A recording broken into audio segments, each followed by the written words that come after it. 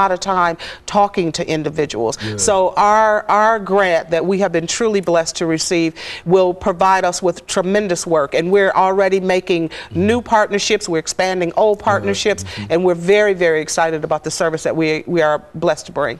And so you do find that the national administration and national situation is much more accommodating to what you're doing now in reference to AIDS than it was many years ago. Yes, absolutely. The president has signed documentation for the first time in the history of the United States that is targeting HIV. He came up with a national strategy, a national HIV strategy, which is what it is, which helps to lay the foundation for what the White House is looking to at the challenges, how to rectify those challenges, and then also bringing that down on a community level about how the community can get engaged in eliminating and reducing rates of infection. You know, I'm reminded that for a long time this was an objection that a large number of people had when they said that the United States would require other folks that they gave money to have some kind of an AIDS strategy, but we didn't have an AIDS strategy ourselves. And so what you're now telling us is that we now have an AIDS strategy after all of these years. We now have an HIV/AIDS national strategy by which will be our blueprint to move the agenda of HIV and AIDS forward. Because again, it's affecting all of us. You know, it's affecting blacks and whites, Hispanics and Asians and Kurdish, and you know, it doesn't care about any of that. And as you know, Nashville has one of the highest population of Hispanics and Kurdish in the state, and so it's impacting all of us. So we're very happy that this administration has moved forward with this national strategy, and within that national strategy has allowed women to be one of the ones to receive these funding to move the state, the White House's agenda forward. So we're what pleased. About trials? Are we still trying to do trials in reference to this? What? Yeah, there still are many clinical trials, and Vanderbilt University is really on the forefront of a lot of trials, and so I strongly encourage anyone to get in touch with the Vanderbilt clinical trials and the Vanderbilt vaccine unit at Vanderbilt, because they're really doing phenomenal work. So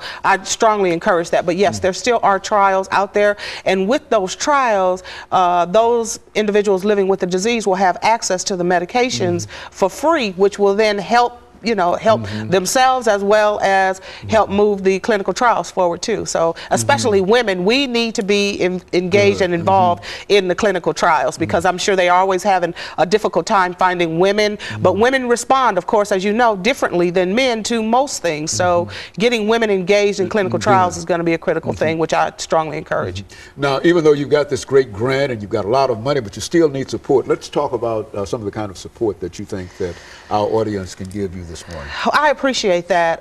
We're always looking for board members. That is one of our critical things that we could always use. We're always looking for advisory people to sit on our advisory panel. But we're also always looking for ways by which to have fundraisers.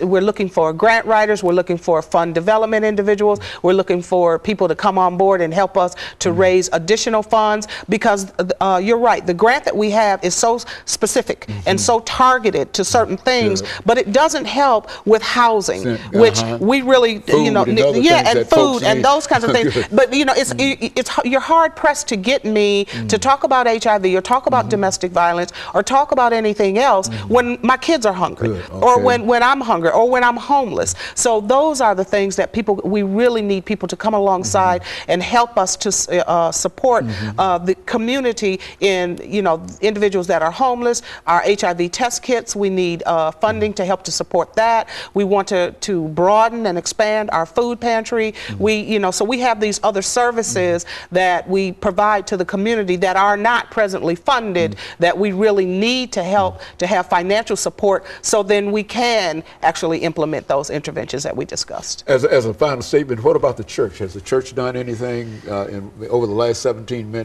years that would indicate to you that they're ready to face the challenge or deal with the challenge of HIV/AIDS? The African American church has come along slowly. The African American church has not come along progressively enough, in my opinion. I would love to see more churches, not just African American, but more churches across the board allow people to come in to have conversation about sexually transmitted diseases, about domestic violence, about substance abuse, and about those issues that are actually affecting their congregation.